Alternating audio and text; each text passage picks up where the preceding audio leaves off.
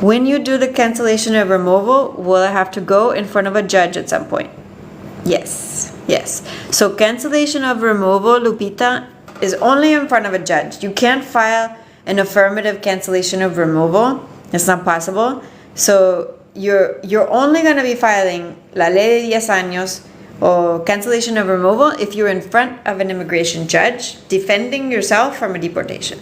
Okay? So it's not like you can just file this paperwork, oh, I have 10 years here, maybe my child is sick in some way, let me file for the 10-year law. It doesn't work like that. So you have to be, basically the government is trying to deport you, right?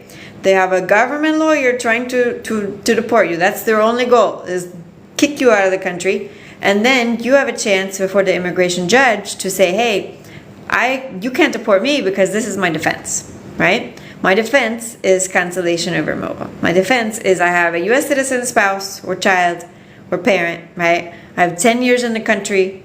I haven't left. Okay, I have good moral character for that 10 years. And I have hardship to one of my qualifying family members. Extreme hardship, okay? Extreme and exceptionally unusual hardship. It's not easy to prove, okay? But yes, you have to see a judge. So if you have a case for cancellation while your case is pending, you can get a work permit. Now, what you want to do is talk to your immigration lawyer, Lupita. How strong is my case? Okay? Because you may qualify for all of the every single element to qualify for a cancellation, like to have good faith application, right? But maybe you have a child with autism, or you have your mother has diabetes, right? Or, and she has high blood pressure, and and she's getting old, but it may not be extreme hardship. So if you have a case that you're not sure, right, like how strong is my case, you should talk with that to your immigration lawyer to know how strong is my case, because right now we're getting cases closed out of immigration court. And if you wait until January and see what happens, you don't know that we may not have that chance, right? So if there's a chance to close your case, now is the time to do it. We're filing all of the PD requests that we can. PD, close them all. Why? Because now we can close those cases. They can go and get a green card some other way, right? Now you can, if you have a cancellation case, maybe you qualify for PIP. Maybe you qualify for the 601A waiver, right?